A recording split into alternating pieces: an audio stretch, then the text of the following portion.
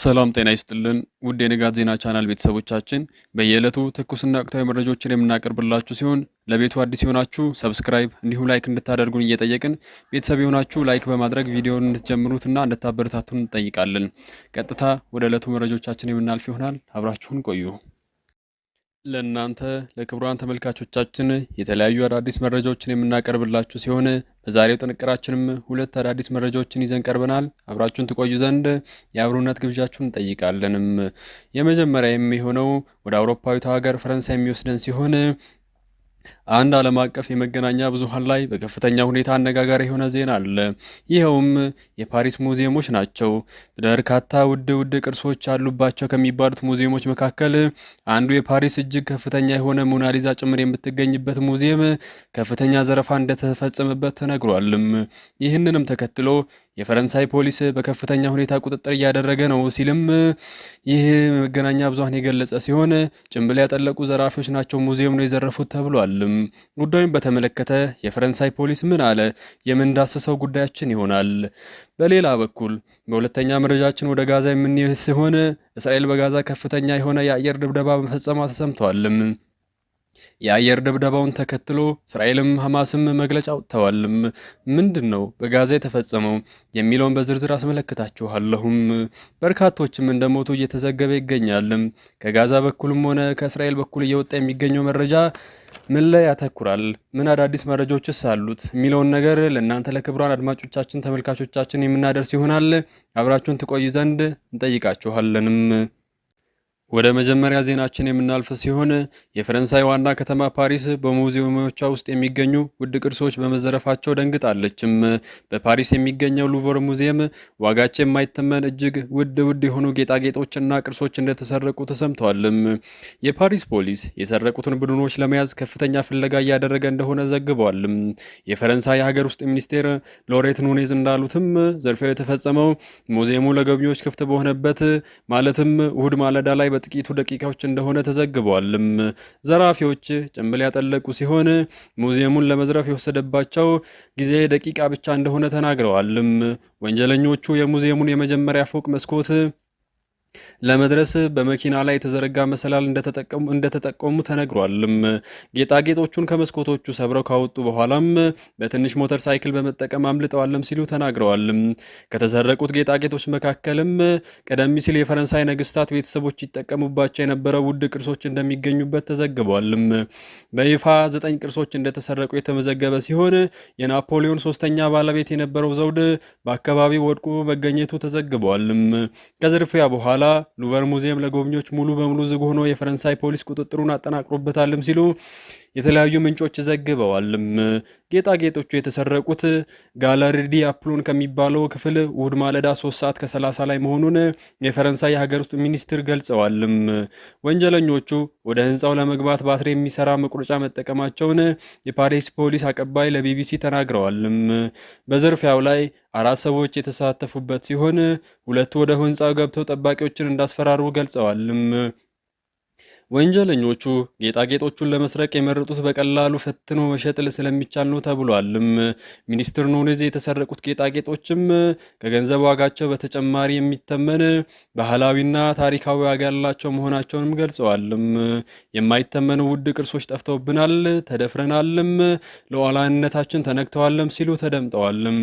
ከዓለም ከፍተኛ ደረጃ ከሚጎበኙ ሙዚየሞች አንዱ የሆነው ሉቨር ሙዚየም የእሁድ ዝርፊያ በኋላ ለምርመራ ሲባል ሙሉ በሙሉ ዝግ መሆኑ ተገልጿል።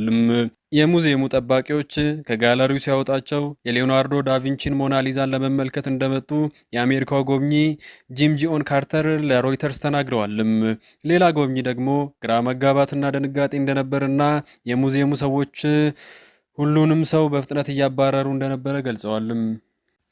አስከትለን ወደምንመለከተውም ወደ ሁለተኛው ጥንቅራችን ስንሻገር የእስራኤል ጦር የአየር ድብደባ መጀመሩን ከትላንት በስቲያ መዘገቡ አይዘነጋም።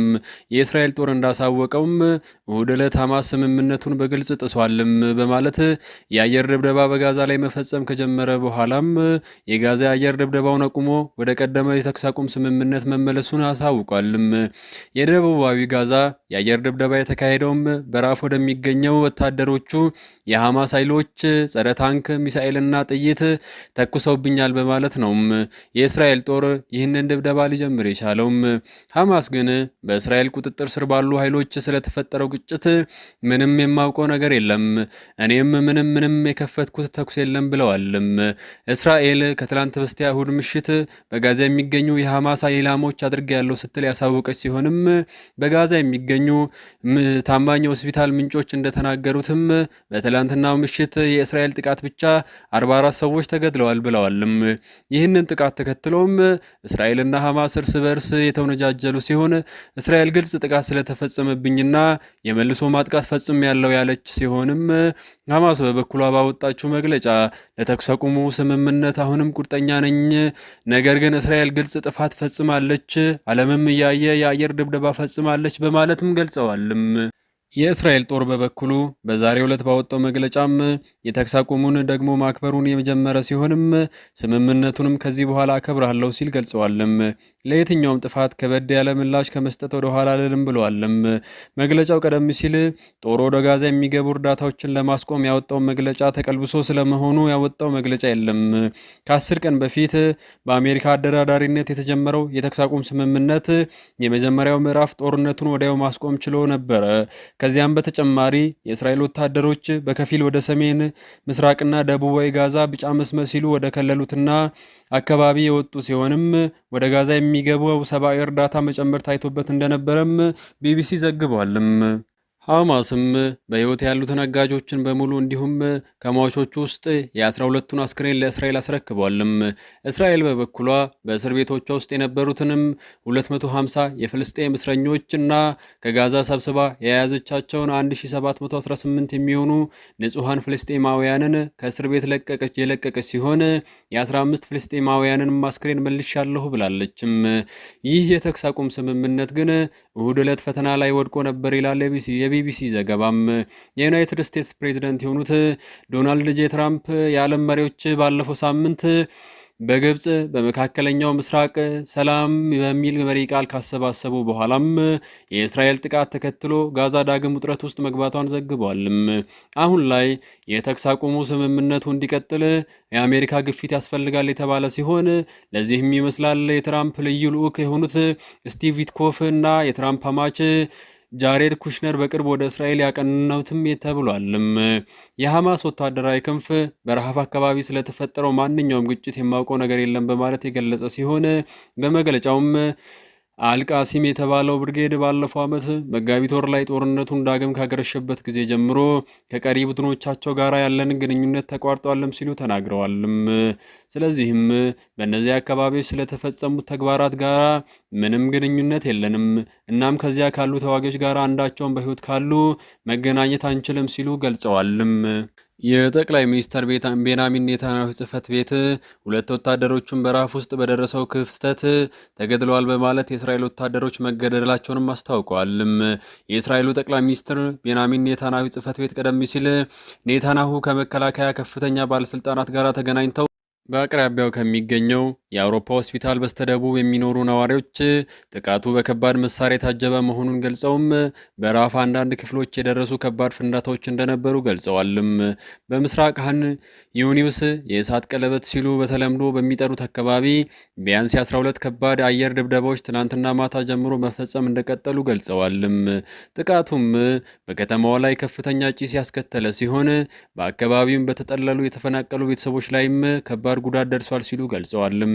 በመካከለኛው ጋዛ በአልአቅሳ ሆስፒታል የሚሰሩ አንድ ዶክተር እንዳሉትም ከሆነ በአልዛዋይዳም ድንኳን ውስጥ በሚገኙ ትንሽ የባህር ዳርቻዎች ላይ ካፌና በኑሴራ የሚገኙ ህንፃ ላይ 2 የተለያዩ ጥቃቶች ከደረሱ በኋላ 9 አስክሬኖችንም እሳቸው ብቻ በሆስፒታላቸው መመልከታቸውንም ገልጸዋል። የዓይን እማኞች ለቢቢሲ እንደተናገሩት በባህር ዳርቻው ላይ ግዙፍ የእሳት ኳሶች ከታዩ በኋላም ከባድ ፍንዳታዎች የተሰሙ መሆናቸውን ሲገልጹ ወዲያውም አምቡላንስና የህይወት አድን ሰራተኞች ወደ ስፍራው ተሰማርተዋልም ተብሏልም። በአልዛውዳ ጥቃት ከተገደሉትም መካከል 6 የአልቃሳም ብርጌድ አባላት መሆናቸውም የአካባቢ ምንጮች ገልጸዋልም። ከእነዚህም መካከል አንዱ በጃባሊያ የሐማስ ጦር አዛዥ የሆነው የሀያ አልማዝ ቡሁ ሲሆን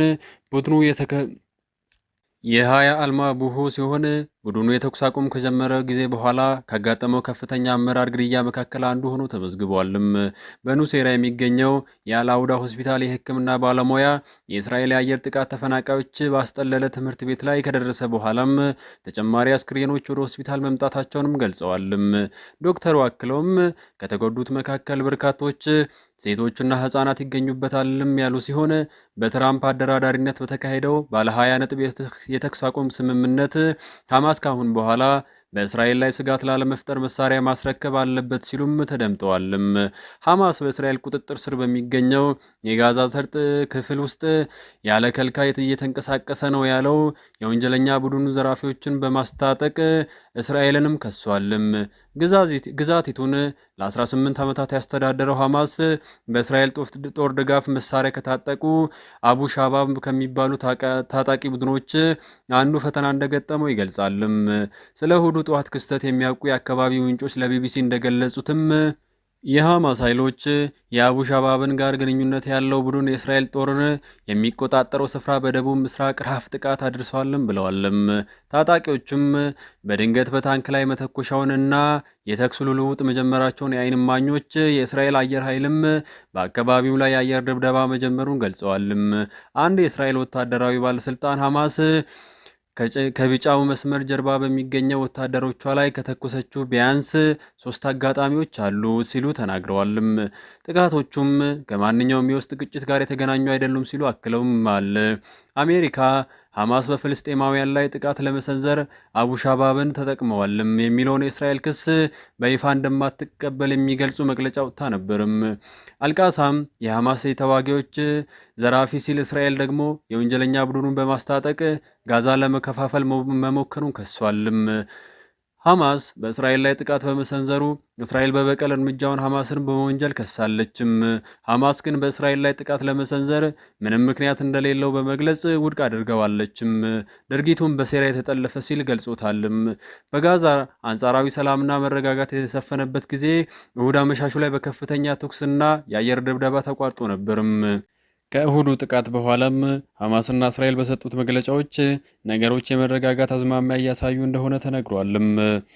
ክቡራትና ክቡራን ውድ የዜና ንጋት ቻናል ተከታዮቻችን ለዛሬ ያዘጋጀንላችሁ ልዩ ጥንቅራችን ይህን ይመስል ነበር። ሰላምና ብልጽግና ለሀገራችንና ለሕዝባችን ይሁን። በቀጣይ ቪዲዮ እስከምንገናኝ ድረስ ሰላም።